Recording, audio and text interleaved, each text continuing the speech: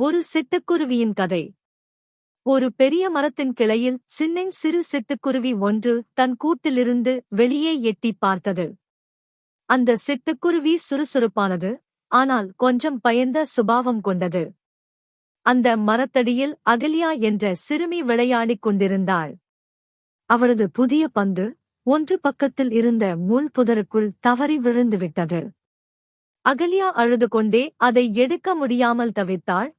ஏனென்றால் புதருக்குள் கையை விட்டால் முட்கள் குத்திவிடும். இதைக் கண்ட சிட்டுக்குருவி ஒரு நிமிடம் தயங்கியது.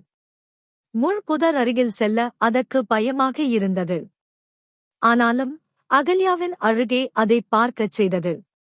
உடனே சிட்டா அந்த சிட்டுக்குருவி தைரியத்தை வரவழைத்துக் கொண்டு வேகமாக புதருக்குள் பறந்து சென்றது. அதன் சிறிய அலகால் பந்தை லேசாகத் தட்டி புதருக்கு வெளியே தள்ளியது.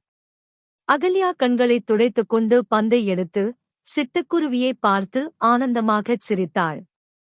நன்றி, என் சின்னஞ்சிறு தோழா என்று கையசைத்தாள். சிட்டுக்குருவிக்கு மிகவும் பெருமையாக இருந்தது. ஒரு கணம் பயந்தாலும் மற்றவர்களுக்கு உதவி செய்வதால் கிடைக்கும் மகிழ்ச்சிதான் சிறந்தது என்பதை அது உணர்ந்து மகிழ்ச்சியோடு வானில் வட்டமிட்டு பறந்து சென்றது.